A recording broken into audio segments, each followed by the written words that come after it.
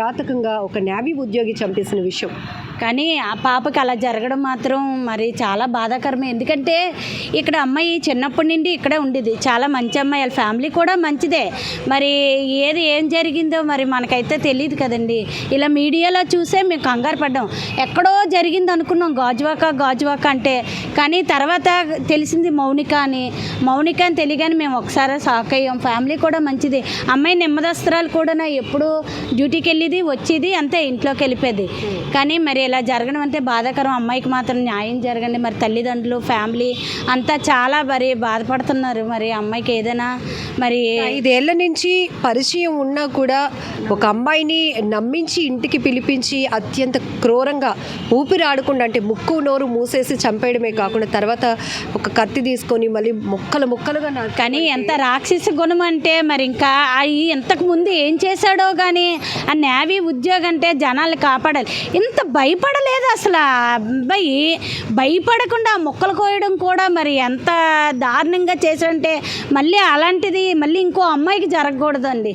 ఇంకో అమ్మాయికి జరగకుండా మరి మీరే మీడియా వాళ్ళంతా న్యాయం చేయాలి. మీరు అన్నట్టు అసలు ఒక మనిషి ఇంత క్రూరంగా ప్రవర్తించాడు అంటే నమ్మడానికి చాలా ఆశ్చర్యంగా అనిపించింది. ఫస్ట్ తలను తీసుకెళ్ళి ఇంకొక చోట కాల్ చేశాడు, అది మరీ ఘోరము. ఆ తలను తీసుకెళ్ళి ఎక్కడో పెట్టేసి ఇవి ఫ్రిడ్జ్లో ముక్కలన్నీ పెట్టేయడం అంటే ఒక్కసారి రాష్ట్రం అంతా ఉలిక్కి పడింది. ఎందుకంటే ఎంత ఘోరమైన మనుషులు కూడా ఉంటారా అని అనిపించింది మాకైతే. ఇంకా రాక్షసతత్వం అంటే ఇంకేం చెప్పగలమండి మేము.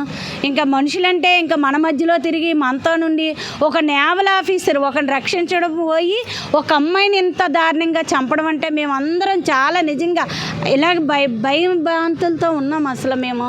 మా ఒక సిటీ సెంటర్లో ఇట్లాంటి పరిస్థితులు, అపార్ట్మెంట్ కల్చర్, చుట్టూ పక్కన ఫ్లాట్స్ ఉన్నాయి.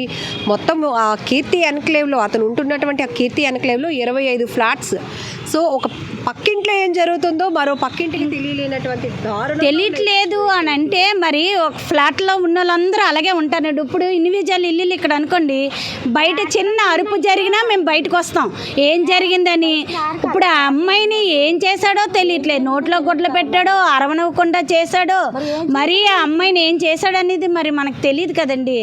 తెలియకుండా మరి ఆ ఫ్లాట్లో ఉన్న వాళ్ళు కూడా లేడీస్ కానీ అందరూ అలాగే భయభ్రాంతులతోనే ఉన్నారు. అసలు ఏం జరిగింది తెల్లవారైనంత వరకు మాకు ఎవరికి తెలియదండి. టీవీలోని ఆ మీడియాలోని ఎఫ్బీలో చూడడం వల్లే మాకు అందరికీ ఇలాంటి క్రైమ్ కేసులు ఎక్కడో జరిగితే అయ్యో అక్కడెక్కడో జరిగినా కూడా మనం భయపడతాం.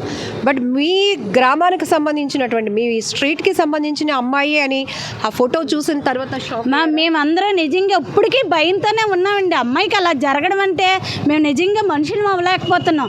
ఎందుకంటే ఒక ఆడపిల్ల తెల్లవారులేస్తే ఆ పిల్ల చిన్నప్పటి నుండి ఇక్కడే పెరిగిందండి, ఇక్కడే ఉండేది. ఆ అమ్మాయి చాలా మంది ఫ్యామిలీ మంచిది, అసలు ఇంట్లోండి బయటకు వచ్చేవారు కాదు, ఏదో ముగ్గు పెట్టేది లోపలికి వెళ్ళిపోయేది. అలాంటి అమ్మాయిని చంపేశాడు ఎంత దారుణంగా అంటే అది నిజంగా రాక్షసేనండి. ఏదైనా అలాంటి వాడు మళ్ళీ భూమి మీద అసలు ఉండకూడదు. అసలు ఎంత దారుణంగా వచ్చి చేసినోడిని మేము ఎప్పటికీ ఎక్కడో టీవీలోనో ఎక్కడో విన్నోళ్ళు ఈరోజు మా పక్కనే జరుగుతుందంటే అంత మరి ఇదండి బాధ. ఇలాంటివి సినిమాలో చూసినప్పుడు సినిమా అయినా కూడా భయపడతాం, కానీ ఇప్పుడు నిజంగా జరిగింది అంతేనా మేడం? మరి మాకు మరి భయంగా ఉంది మేడం. మరి నన్ను మాకు ఎలా మా ఇల్లు ఇక్కడ కాదు, మా అక్కడ పోర్ట్ హాస్పిటల్ కాడ తెల్లవారు రాబోతుకి ఇలాగా ఇస్త్రీ చేసుకుంటాం ఇక్కడ. ఇలా రాగానే ఇలా జరిగింది అనుకంటే నేను షాక్ అయిపోయాను. అందరూ తెలిసిన అమ్మాయి ఇలాగ వెళ్ళేది, తెల్లవారు లేసి ఇలాగ వెళ్ళేది, ఇలాగ వచ్చేది. అంత ఘోరం అమ్మా. మళ్ళీ ఆ పిల్లకి అలా రాకుంటానా? న్యాయం చెయ్యాలమ్మా. మరి తల్లిదండ్రులు ఎంతో మంచోళ్ళు. వాళ్ళ అమ్మాలు జాబ్ చేసుకుంటారు, మేము ఇక్కడ ఇస్త్రీ చేసుకుంటాం మేడం. ఉదయం వస్తాం, సాయంత్రం వెళ్ళిపోతాం.